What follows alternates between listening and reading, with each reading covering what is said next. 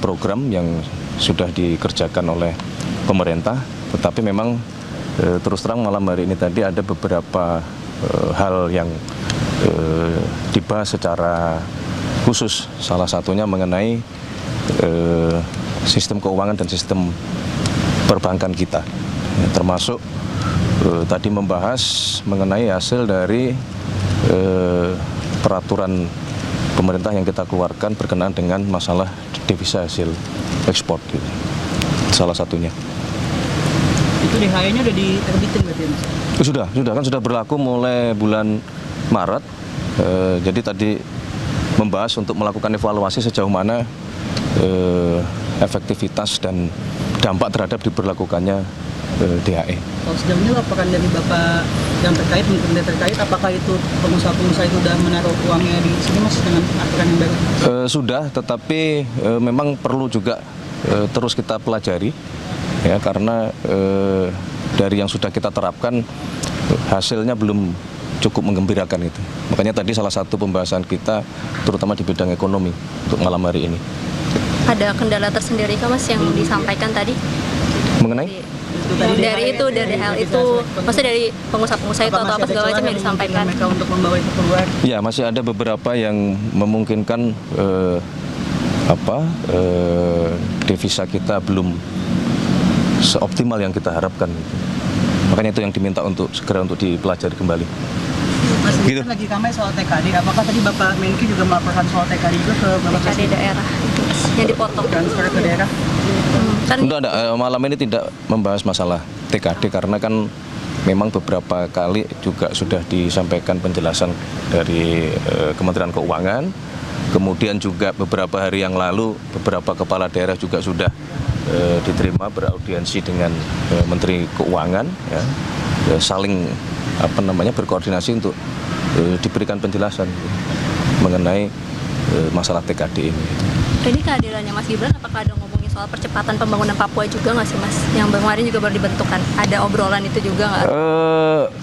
Hanya sedikit. Jadi setelah itu diminta untuk kemarin tim komite eksekutif yang sudah dilantik oleh Bapak Presiden untuk segera melakukan rapat koordinasi, ya, supaya sesegera mungkin dapat melaksanakan pekerjaan untuk membantu badan pengarah percepatan pembangunan otonomi khusus Papua.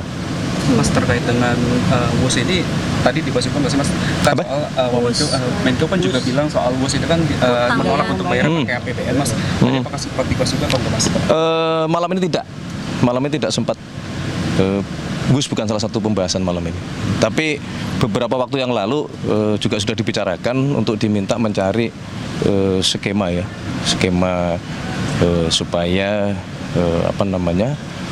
beban keuangan itu bisa dicarikan jalan keluar, gitu. Karena faktanya kan juga bus kemudian juga menjadi salah satu moda transportasi yang sekarang sangat membantu aktivitas seluruh masyarakat, mobilitas dari Jakarta maupun ke Bandung dan seterusnya. Dan justru kita pengen sebenarnya kan itu berkembang, ya, tidak hanya ke Jakarta dan sampai ke Bandung, mungkin juga kita sedang berpikir untuk sampai ke Jakarta, ke Surabaya, gitu. Mas, terkait dengan pembangunan Ponpes menggunakan APBN itu gimana ya, Mas? Yang diarahkannya kan menjadi APBN gitu untuk renovasi lagi, ya, pembangunan lagi. Kemarin. Ya, pasca kejadian kemarin kan kemudian muncul beberapa pemikiran, ya. Salah satunya adalah tadi mungkinkah pembangunan pondok pesantren itu bersumber dari pembiayaan dari APBN, tapi memang semua sedang kita pelajari, ya, karena kan itu berkaitan dengan masalah jumlah, kemudian juga berkaitan dengan masalah perkembangan, apakah kemudian pondok pesantren yang sekarang eksis yang menjadi prioritas, ataukah ke depan misalnya ada pembangunan pondok-pondok yang baru. Nah, itu sedang dicoba dipelajari, ya. Yang penting adalah pasca kejadian kemarin Bapak Presiden memerintahkan kepada kita semua untuk sekali lagi melakukan pendataan, menginventarisir, terutama yang berkenaan dengan masalah keselamatan itu harus menjadi prioritas utama, gitu. Jadi memang Kementerian PU diminta untuk melakukan cek ke lapangan ke setiap pondok pesantren untuk memastikan bahwa bangunan-bangunan fisik itu betul-betul terjamin keamanannya gitu, supaya tidak terjadi lagi kejadian seperti kemarin di Sidoarjo. Mas, infonya Gitu. kan Bapak Presiden bertolak ke Mesir itu betul Mas untuk menghadiri KTT soal Gaza Mas? Yang summit Trump proposal itu.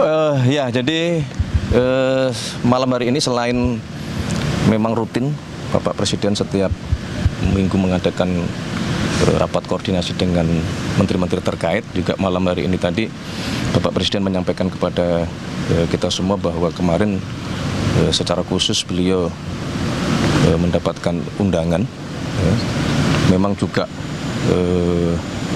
agak mendadak kalau dari sisi waktu, tetapi bahwa undangan tersebut betul-betul memohon kesediaan kehadiran dari Bapak Presiden Prabowo, karena itu bagian dari kelanjutan perundingan yang semoga insya Allah itu bisa membawa perdamaian di Palestina dan terutama di Gaza gitu. Jadi tadi Bapak Presiden menyampaikan kepada kita semua bahwa untuk menjaga hubungan baik, dan itu bagian juga dari ikhtiar kita selama ini, maka Bapak Presiden memutuskan untuk menghadiri undangan tersebut gitu. Agendanya apa aja sih Mas? Apakah hanya diskusi aja atau nanti akan ada penandatanganan perjanjian kesepakatan itu gitu Mas? Secara detail kita tadi belum mendapatkan update, baik terutama juga dari Bapak Menlu, karena kadang ada pertemuan itu yang sifatnya terbuka, juga ada juga pertemuan yang kadang-kadang sifatnya tertutup gitu. Apakah ada kemungkinan Pak Presiden akan menawarkan kembali 20.000 pasukan perdamaian ke Gaza itu Mas, yang sudah disampaikan juga di panggung PBB Mas? Menurut kami kalau memang kemudian terjadi kesepakatan yang konstruktif, ya, tidak menutup kemungkinan arahnya akan ke sana. Tadi Bapak Presiden juga menyampaikan hal tersebut, bahwa kalau memang kemudian tercapai kesepakatan ke arah yang baik, dalam artian terjadi perdamaian, dan kemudian salah satu konsekuensinya adalah kita Indonesia diminta untuk ikut serta membantu mengirimkan pasukan perdamaian. Nah, tadi juga dibahas dan diminta kepada tadi alhamdulillah yang hadir adalah Wakil Panglima TNI untuk juga mulai mempersiapkan diri. Manakala dibutuhkan kita sudah siap. Mas, soal pergantian Kepala Badan Pangan Nasional itu pertimbangannya apa Mas? Ya, jadi begini, yang pertama bahwa sebenarnya fungsi dari tugas Badan Pangan itu kan dulu memang ada di Kementerian Pertanian gitu, dan karena Mas Arief sedang ingin kita tugaskan di tempat yang lain, maka kemudian fungsi itu langsung dijabat oleh Menteri Pertanian. Ini tidak ada masalah, karena selama ini juga Menteri Pertanian dengan Bappenas selalu berjalan beriringan gitu. Mas, tapi ada ini juga nggak sih catatan juga Ya. atau misalnya perhatian juga terkait dengan temuan yang mutu beras turun itu karena lama tersimpan di gudang gitu. Itu kemarin disampaikan juga sama Pak Amran ke Pak Presiden. Ya, tidak secara langsung itu dilaporkan, tapi kan itu sebagai sebuah hal yang memang kondisinya seperti itu ya, yang memang itu menjadi fokus baik di Kementerian Pertanian maupun teman-teman di Bulog, ya, bagaimana memperbaiki manajemen terutama penyimpanan. Kemudian juga perlu kita sadari bahwa gudang-gudang kita juga beberapa pada kondisi yang memang perlu perbaikan gitu, termasuk penambahan pembangunan gudang baru yang kita rencanakan ada di kurang lebih di 100 tempat, oleh karena alhamdulillah panen kita terutama beras ya, padi itu meningkat, dan akhir tahun ini akan memasuki kembali masa panen. Jadi kita harus mempersiapkan gudang-gudang penyimpanan yang baru gitu. Termasuk teman-teman TNI maupun Polri juga diminta untuk membuat gudang-gudang inovasi lah. Termasuk kami juga berkoordinasi dengan Mendagri ya untuk kemudian berkoordinasi sampai ke level kepala desa ya, di mana sentra-sentra penghasil pangan untuk kita galakkan kembali seperti dulu. Kita harus punya lumbung pangan atau lumbung padi di setiap desa masing-masing sehingga kita betul-betul mandiri pangan. Mas, ada usulan dari Komisi 4 supaya Bulog ini statusnya dinaikkan menjadi KL gitu, bukan Perum. Nanti kita kaji ya, nanti kita kaji dulu ya. Yang pasti adalah Bulog terus kita perbaiki dan alhamdulillah kan kemarin dalam sejarah salah satu pencapaian yang tertinggi serapan. Minggu lalu juga sudah diputuskan bahwa Bulog diberi binaan supaya mengantisipasi kalau produksi kita melimpah baik beras maupun jagung supaya itu juga bisa diserap oleh Bulog. Intinya adalah kita betul-betul mari semua kita kerja keras untuk memastikan yang paling utama adalah pangan dulu. Ya, kalau pangan kita aman, perut aman, selebihnya insya Allah aman. Soal bola Mas, kita mencapai Evaluasi dari Tadi malam mainnya biasa bagus sebenarnya, tapi memang mungkin nasib belum berpihak gitu ya. Kita coba lagi ya, kita evaluasi, kita perbaiki lagi, jangan pernah lelah untuk mencintai timnas Indonesia kita. Terima kasih semuanya. Terima kasih. terakhir kan dikit lagi udah mau 1 tahun pemerintahan Pak Prabowo sama Mas Gibran. Apalagi sudah semua ini. Apakah ada catatan atau evaluasi pegang udah mau 1 tahun ini? 10 Oktober di seminggu lagi. Banyak lah positif dalam artian prestasi selama 1 tahun, tapi juga ada beberapa catatan perbaikan yang memang juga harus menjadi fokus kita untuk kita perbaiki gitu. Mohon doanya aja, doanya. Ini jalan. Terima kasih Bapak Presiden. Oke ya, terima kasih ya. Aku izin mendahului dulu, mengantar beliau dulu ya. Terima kasih ya. Terima kasih, Mas. Sehat semuanya, terima kasih. Terima kasih Mas Pras, Mas Angga. Sudah makan semuanya? Udah ada kayak Thank you KFC-nya. Yuk, makasih ya.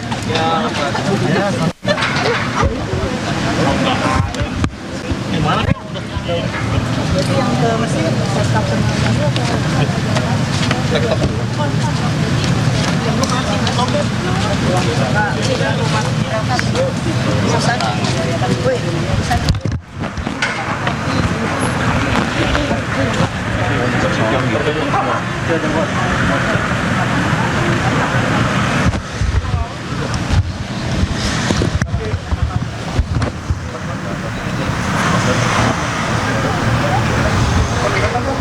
Pemirsa, baru saja kita sama-sama mendengar pernyataan dari Mensesnek Prasetyo Hadi mengenai panggilan sejumlah menteri ke kediaman Presiden Prabowo Subianto di Jalan Kertanegara, Jakarta. Ada beberapa hal yang dibahas oleh Presiden dan juga jajaran menteri, diantaranya adalah yang utama pembahasan atau fokus mengenai pembahasan masalah ekonomi, di mana pembahasan tersebut yang akan menjadi fokus utama pemanggilan sejumlah menteri kali ini, karena dari catatan atau evaluasi yang dilakukan oleh pemerintahan ini ada catatan devisa yang belum optimal.